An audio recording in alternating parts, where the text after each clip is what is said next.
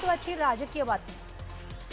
विरोधी पक्षनेते देवेंद्र फडणवीस आज एकनाथ खडसेंची भेट घेणार आहेत। सकाळी 9 वाजता जळगावात ही भेट होणार आहे। तर भेटी दरम्यान गिरीश महाजन देखील असतील आणि जिल्हा परिषद निवडणुकीवर चर्चा करण्याचं निमित्त सांगितलं जाते। पण खरं तर हा खडसेंची नाराजी दूर करण्याचा प्रयत्न असल्याची चर्चा राजकीय वर्तुळात सुरू झाली आहे।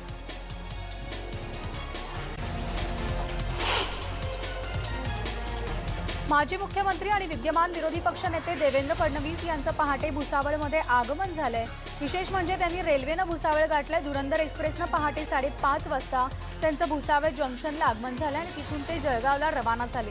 त्यांचं स्वागत करण्यासाठी माजी आमदार हरिभाऊ जावळे आणि संजय सावकारे उपस्थित होते।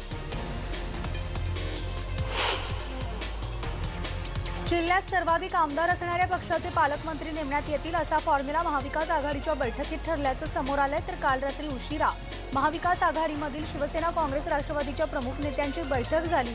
यामध्ये पालकमंत्रीपद कोणत्या जिल्ह्यात कोणास द्यायचं यावरून खूप वेळ चर्चाही झाली आणि अनेक जिल्ह्यात तिन्ही पक्षाचे नेते पालकमंत्रीपद मिळावे यासाठी आग्रही होते। अखेर ज्या जिल्ह्यात ज्या पक्षाचे आमदार तिथं त्या पक्षाचा पालकमंत्रीपद नेमायचं असं ठरल्याची माहिती आहे। वास्तविक या फॉर्म्युल्यामुळे काँग्रेस पक्षाला सर्वाधिक फटका बसेल असं देखील म्हटलं जातं आणि मुंबईत काँग्रेस पक्षाचे आमदार कमी आहेत, त्यामुळे मुंबई शहर आणि उपनगरात सेनेच्या पालकमंत्र्यांची नेमणूक होणार आहे। विदर्भात काँग्रेसचे पालकमंत्री दिसतील। तर काल रात्री उशिरा महाविकास आघाडीच्या मंत्र्यांची बैठक संपली आणि या बैठकीनंतर प्रतिक्रिया देताना अशोक चव्हाण यांनी आम्ही आमचा प्रस्ताव मुख्यमंत्र्यांना दिल्याचं म्हटलंय आणि आज दुपारी खातेवाटप होण्याची शक्यता आहे।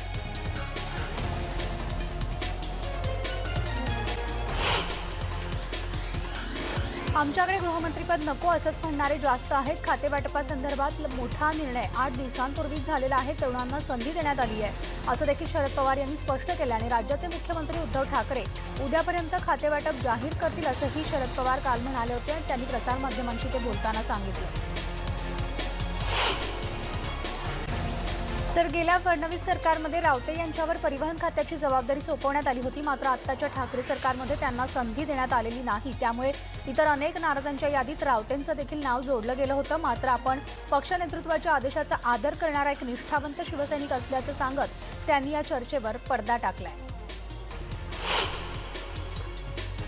भास्कर जाधव यांच्याशी मंत्रिपदाची कोणतीही कमिटमेंट नसल्याचं शिवसेना खासदार संजय राऊत यांनी स्पष्ट केलंय। त्यांना पक्षात प्रवेश दिला, त्यानंतर उमेदवारी दिली आणि आमदार केलं। एवढी कमिटमेंट उद्धवजींनी पूर्ण केल्याचं यावेळी संजय राऊतांनी म्हटलंय। शिवसेनेचा कुठलाही आमदार नाराज नसल्याचं त्यांनी सांगितलंय। मात्र खडसे भाजपात नक्कीच नाराज असल्याचं संजय राऊत म्हणाले। मंत्र्यांची दालनं आणि शासकीय निवासस्थानावरून रुसवे फुगवे सुरू झालेले असून नव्या रचनेत वाटप झालेले बंगले किंवा दालनं काही मंत्र्यांना पसंत नाहीयेत, तर काही जणांनी बदलून देण्याचा आग्रह धरलाय। विधान परिषद विरोधी पक्षनेते प्रवीण दरेकर यांना वाटप झालेल्या मंत्रालयासमोरील बंगला धनंजय मुंडे यांना देण्यात आल्यामुळे नवा वाद निर्माण झालाय। विजय वडेट्टीवार यांनी देखील पूर्वी विरोधी पक्षनेता म्हणून मिळालेलं निवासस्थान रिकामं करण्यास स्पष्ट नकार दिल्यामुळे काँग्रेस आणि राष्ट्रवादीच्या मंत्र्यांमध्ये बंगल्यावरून चांगलीच जुंपली आहे। तर प्रजासत्ताक दिनी महाराष्ट्राचा चित्ररथ नाही, यामध्ये पंतप्रधान नरेंद्र मोदी यांचा दोष काय असा प्रश्न आता भाजपाने टीकाकारांना विचारलाय। भाजप महाराष्ट्रानं काही ट्विट करून टीकाकारांना हा प्रश्न विचारलाय। तर महाराष्ट्राला यापूर्वी 9 वेळेस प्रतिनिधित्व नव्हतं, 2 अपवाद वगळले तर केंद्रात आणि राज्यात काँग्रेसचं सरकार होतं। मग पंतप्रधान नरेंद्र मोदी यांनीच महाराष्ट्र आणि पश्चिम बंगाल यांना वगळलं अशी टीका आत्ताच का होती असा प्रश्न भाजपनं विचारलाय। तर महाराष्ट्राचा चित्ररथाचा प्रस्ताव नाकारण्यात आल्यामुळे यावेळी प्रजासत्ताक दिनाच्या संचालनात राज्याचा चित्ररथ दिसणार नाही। शिवसेना खासदार संजय राऊत यांनी संतप्त प्रतिक्रिया व्यक्त करत महाराष्ट्राचा चित्ररथ डावलला तरी भाजप गप्प का अशी विचारणा केली आहे। हे काँग्रेस राजवटीत घडले असते तर महाराष्ट्र भाजपानं बोंबाबोंब केली असती अशी टीका सुद्धा त्यांनी यावेळी केली। शिवसेनेनं महाराष्ट्रात भाजपसोबत जे केलंय त्यामुळे या 2 पक्षांमध्ये काडीमोड झाला आहे का असा प्रश्न केंद्रीय गृहमंत्री अमित शहा यांनी विचारले। आमच्या पक्षानं काही ठरवलेलं नाही असं मोघम उत्तर शहा यांनी दिलंय। तर 10 रुपयात थाळी योजनेला राज्य मंत्रिमंडळाच्या बैठकीमध्ये मंजुरी देण्यात आली होती, पण या शिवथाळीसाठी काही अटी असणार आहेत। त्यावरून निलेश राणे यांनी ट्विट केलंय। त्यांनी म्हटलं की या अटी बघूनच भूक मरेल, शिवभोजन नाव बदलून अटीभोजन करा। सरळ हाताने काय मिळेल अशी अपेक्षा या सरकारकडून कुणी करूच नये असं निलेश राणे यांनी म्हटलंय। आघाडीच्या सरकारनं लबाडी केली आहे, शेतकऱ्यांना एक पैसाही दिला नसल्याचा आरोप विरोधी पक्षनेते देवेंद्र फडणवीस यांनी केलाय. 2014च्या जाहीरनाम्यात आश्वासन न देताही आपण शेतकऱ्यांना कर्जमाफी दिल्याचं त्यांनी यावेळेस म्हटलंय. मंत्रिमंडळ विस्तार होऊन देखील 3 दिवस लोटलेत, अद्याप खातेवाटप झालं नसल्याचं वक्तव्य त्यांनी केलंय. तर आज औरंगाबाद जिल्हा परिषदेची निवडणूक होणार आहे. इथं देखील महाविकास आघाडी एकत्र आली आहे. भाजपला सत्तेबाहेर ठेवण्यासाठी मनसेचा एकमेव सदस्य देखील महाविकास आघाडीला मतदान करणार आहे आणि त्यामुळे होणाऱ्या निवडणुकीत औरंगाबाद जिल्हा परिषद महाविकास आघाडीच्या ताब्यात जाण्याची शक्यता आहे. तर पश्चिम महाराष्ट्रामध्ये राजकीय उलथापालट झाली आहे. कोल्हापूर जिल्हा परिषदमध्ये सत्तांतर झालेलं असून भाजपची सत्ता अखेर संपुष्टात आली. अध्यक्षपदी बजरंग पाटील, उपाध्यक्षपदी राष्ट्रवादीचे सतीश पाटील विजयी झालेत आणि कोल्हापूर जिल्हा परिषदेत महाआघाडीचा फॉर्म्युला यशस्वी झालाय. बजरंग पाटील 18 मतांनी तर सतीश पाटील 18 मतांनी विजयी झाले. तर नाशिक जिल्हा परिषदेवर भगवा फडकलाय. शिवसेनेचे बाळासाहेब क्षीरसागर यांची बिनविरोध निवड झाली आहे. महाविकास आघाडीचा प्रयोग यशस्वी ठरलेला असून सेनेच्या उमेदवाराला राष्ट्रवादी आणि काँग्रेसनं पाठिंबा दिला आणि क्षीरसागर यांची बिनविरोध निवड झाली आहे. तर महाविकास आघाडी एकत्र येत हिंगोली जिल्हा परिषदेमध्ये अध्यक्ष आणि उपाध्यक्ष यांची निवड करण्यात आली असून अध्यक्षपदी शिवसेनेचे गुणाजी बेले तर उपाध्यक्षपदी राष्ट्रवादी काँग्रेसचे मनीष आखरे यांची बिनविरोध निवड करण्यात आली असून काँग्रेसच्या पदरात सभापती पद येणार असल्याचं बोललं जात आहे. शेतकरी चिंतामुक्त होण्यासाठी यापुढील कार्यकाळात महाविकास आघाडी काम करणार असल्याची ग्वाही शिवसेनेचे मंत्री दादा भुसे यांनी दिली आहे. कॅबिनेट मंत्री झाल्यानंतर प्रथमच शहरात आगमन झाल्यामुळे शहर शिवसेनेच्या वतीनं भुसे यांचं जंगी स्वागत करण्यात आलं. त्यावेळेस त्यांनी पत्रकारांशी संवाद साधलाय. उपमुख्यमंत्रीपदाची शपथ घेताच अजित पवार कामाला लागलेत. अजित पवारांनी इंदू मिलच्या जागेची पाहणी केली. त्यावेळेस त्यांनी 2022 पर्यंत बाबासाहेब आंबेडकरांच्या स्मारकाचं काम पूर्ण करणार असल्याची हमी देखील दिली आहे.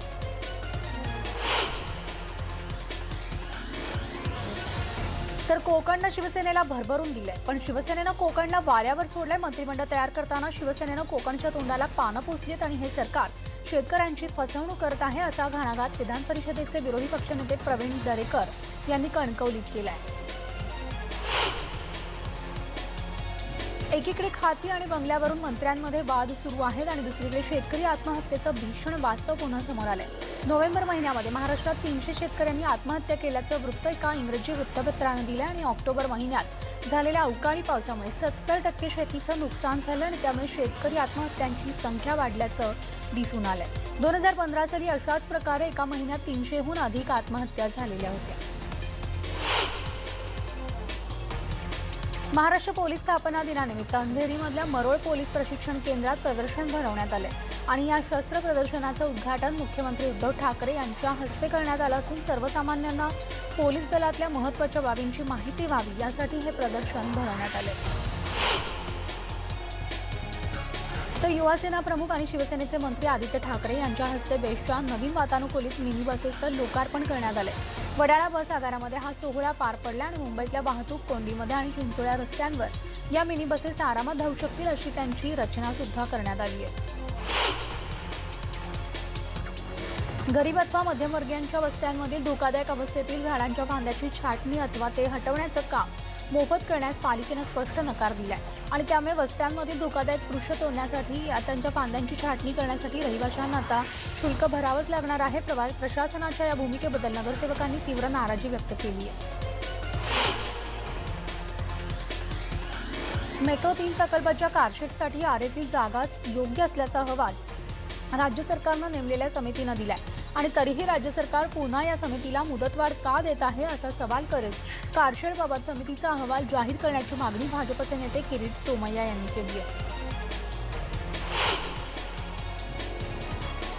मुंबईच्या महापौर किशोरी पेडणेकर यांनी सर्व मिल मालकांना पत्र पाठवण्याचे आदेश दिले. ज्या मिल मालकांच्या मिलच्या जागा मोकळ्या पडून आहेत त्यांनी त्या सुरक्षित करण्यासाठी व्यवस्था करावी असं महापौर किशोरी पेडणेकर म्हणाल्या. तर या जागा अशाच पडून असल्यामुळे तिथे अनेक लोक धिंगाणा घालताना दिसून येतात आणि त्यामुळे त्या ठिकाणी सुरक्षा वाढवून सर्वसामान्यांसाठी त्या खुल्या व्हाव्यात असं मत त्यांनी व्यक्त केलंय. भाजप खासदार नारायण राणे आणि राष्ट्रवादीचे खासदार सुनील तटकरे यांनी नवी मुंबई बेलापूर इथल्या कोकण रेल्वे मुख्यालयाला भेट दिली आहे। या बैठकीला कोकण रेल्वेचे वरिष्ठ अधिकारी उपस्थित होते। रोहा ते सिंधुदुर्ग मार्गावर धावणाऱ्या लांब पल्ल्याच्या गाड्यांना नियमित थांबे मिळावेत। पादचारी पूल चिपळूण स्थानकात या लांब पल्ल्याच्या गाड्यांना नियमित थांबा मिळावा। रत्नागिरीपर्यंत येत्या 4 महिन्यात संपूर्ण विद्युतीकरणाचं काम पूर्ण करण्याबाबत या बैठकीमध्ये चर्चा झाली आहे।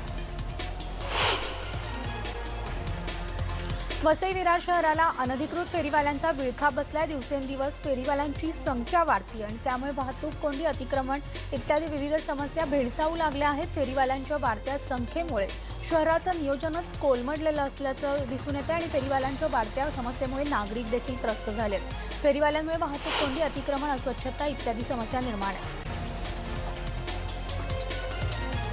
तर बातमी ठाण्यात पोलीस दल वर्धापन दिनानिमित्त अनोखा उपक्रम राबवण्यात आलाय। रायझिंग डेचं औचित्य साधत ठाणे नगर पोलीस स्थानकाला शालेय विद्यार्थिनींनी भेट दिली आहे। ठाणे पोलीस शाळेच्या विद्यार्थ्यांनी पोलिसांच्या कामकाजाविषयी देखील माहिती जाणून घेतलेली आहे। रेल्वे स्थानकाच्या 150 मीटर अंतरापर्यंत फेरीवाले बसू शकत नसल्याचा मुंबई उच्च न्यायालयाने आदेश दिल्यानंतर देखील ठाणे रेल्वे स्थानक परिसरात फेरीवाल्यांचा वावर अजूनही पाहायला मिळतो आणि या फेरीवाल्यांना हटवण्यासाठी काही महिन्यांपूर्वी ठाणे महापालिकेने विशेष मोहीम राबवली होती आणि ती मोहीम आता पुन्हा थंड पडल्याचं दिसून येतं। नवीन वर्षाच्या पहिल्या 5 महिन्यात ठाण्यापलीकडील स्थानकामध्ये प्रवाशांना आणखी मेगा ब्लॉकना सामोरं जावं लागणार आहे। या मार्गावरील 4 पुलांच्या उभारणीच्या कामासह 5व्या-6व्या मार्गिकेच्या जोडणीसाठी मध्य रेल्वेला विशेष मेगा ब्लॉक घ्यावे लागत आहेत। मात्र नाताळच्या दिवशीचा अनुभव लक्षात घेत सार्वजनिक सुट्टीऐवजी रविवारीच ही कामं करण्याचं नियोजन रेल्वे प्रशासन आखत आहे। कल्याण पूर्व रेल्वे स्थानक परिसरामध्ये असलेल्या लोकग्राम पादचारी पूल नव्यानं बांधण्याच्या कामाला कल्याण डोंबिवली महापालिका स्मार्ट सिटी बोर्डाच्या बैठकीत मंजुरी देण्यात आली आहे आणि त्यासाठी सुमारे 38,57,00,000 रुपये खर्चाचा निधी देखील मंजूर झाल्याची माहिती महापालिका आयुक्त गोविंद बोडके यांनी दिली आहे। तर हा पूल धोकादायक झाल्यामुळे 19 मे 2019 पासून रहदारीसाठी हा पूल बंद करण्यात आला होता। उल्हासनगर शहरामधील रस्ते आणि फुटपाथ काबीज करणाऱ्या भंगार व्यावसायिकांवर कारवाई करण्यात आली असून गेल्या अनेक वर्षांपासून हे भंगार माफिया व्यवसायाच्या माध्यमातून वाहतुकीस अडथळा निर्माण करत होते आणि नागरिकांच्या तक्रारीनंतर उल्हासनगर महापालिकेच्या अतिक्रमण विभागानं या भंगार माफियांचा फुटपाथ आणि रस्त्याच्या शेजारी असलेलं सामान जप्त केलं। पुणे पोलीस दलाचे कॉन्स्टेबल सागर घोरपडे हे सोशल मीडियाचे नवे हिरो ठरले। सागर हे अत्यंत सुरेल आवाजाचे गायक असल्यामुळे त्यांनी रेकॉर्ड केलेलं गाणं हे सोशल मीडियावर प्रचंड लोकप्रिय ठरतंय। सागर घोरपडेंच्या आवाजाचं सोशल मीडियावर सध्या कौतुकच होते। यंदा सावित्रीबाईंची 189वी जयंती असल्यामुळे पुण्यातल्या डेक्कन एज्युकेशन सोसायटीच्या अहिल्यादेवी शाळेतील 189 विद्यार्थिनींनी सावित्रीबाईंचं अनोख्या पद्धतीनं स्मरण केलं आहे। या विद्यार्थिनींनी सावित्रीबाईंची वेशभूषा करून हातात लॅपटॉप, कानात हेडफोन घेत आधुनिक पद्धतीनं सावित्रीबाईंचं स्मरण केलं। लोणावळ्यात एक धक्कादायक प्रकार समोर आलाय। चोरीच्या उद्देशानं महिलेचा करण्यात आला असून द्वारकामाई सोसायटीमध्ये रेश्मा पुरुषोत्तम बचल यांचा खून झालाय। मारेकरी अद्याप फरार आहेत आणि या ठिकाणी असलेल्या सीसीटीव्हीच्या आधारे पुढील तपास देखील सुरू आहे। खेड तालुक्यामधील चासकवान धरणाच्या कालव्याला गळती असल्यामुळे खेड शिरूरमधील सिंचनाचा प्रश्न गंभीर झालेला आहे। त्यावर उपाय म्हणून हा कालवा भूमिगत करण्याचा प्रस्ताव तयार करण्यात आला।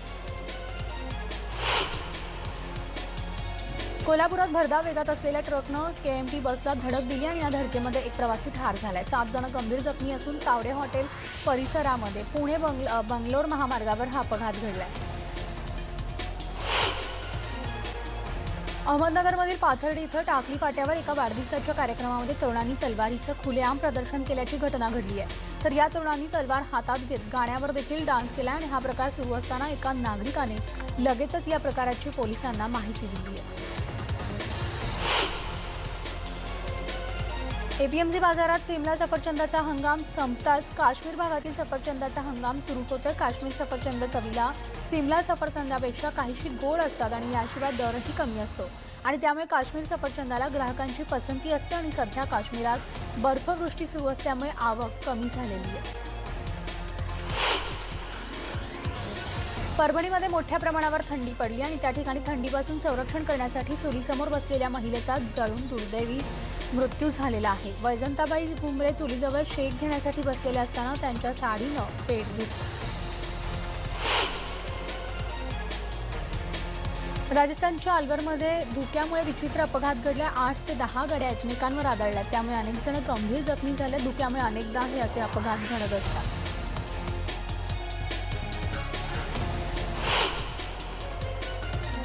तर युद्धाचा सराव करताना जवान शहीद झालाय. महेश तिळके असं या शहीद जवानाचं नाव आहे. शहीद जवान परळी तालुक्यातील लाडझरी गावाचा असल्याची माहिती मिळत असून पंजाबमध्ये जवानाला वीरमरण आले. महेश 3 वर्षांपूर्वी सैन्य दलात रुजू झालेले होते.